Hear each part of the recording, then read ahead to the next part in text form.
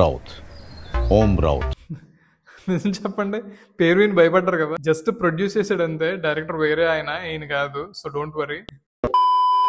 Inspector Zende movie చూసాను నేను. ఇది యాక్చువల్లీ ఒక రియల్ స్టోరీ.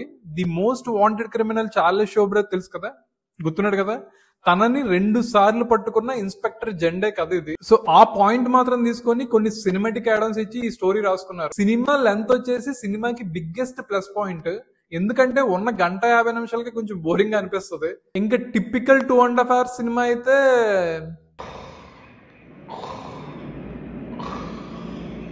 అదన్నమాట.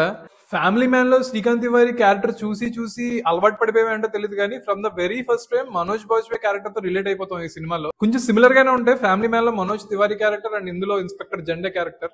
సినిమా వచ్చేసి situational comedy and most of the scenes లో ఫన్ వర్కౌట్ అయింది. ఆ క్యాట్ అండ్ మౌస్ గేమే కొంచెం ఎంగేజింగ్ అనిపించదు. ఇది కూడా థ్రిల్లర్ కేటగిరీలోకి వస్తుంది కానీ కొంచెం serious crime thrillers, investigative thrillers చూసి విసిగిపోయి ఉన్న వాళ్ళకి ఇది ఒక కామిక్ రిలీఫ్ లా అనిపిస్తుంది. వెరీ మినిమల్ క్యారెక్టర్స్, గట్టికి కొడితే 20 మంది కూడా ఉండరు. ఉన్న వాళ్ళలో Manoj Bajpai and gym sharp shine అవుతారు. అన్ఎక్స్పెక్టెడ్ ట్విస్ట్లు, అద్భుతమైన డైరెక్షన్, ఫ్యాన్సీ సినిమాటోగ్రఫీ, ఇలాంటివి లేకపోయినా కూడా పక్క టైం పాస్ ఎంటర్టైనర్.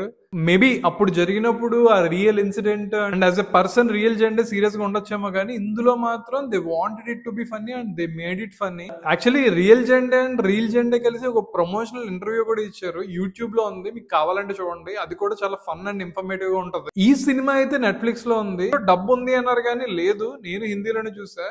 ఒక కామెడీ కాప్ డ్రామా చూడాలనుకుంటే కనుక give it A try. You won't be disappointed. I hope. If you like this video, hit follow. Plenty more coming on cinema నమః. నమస్తే.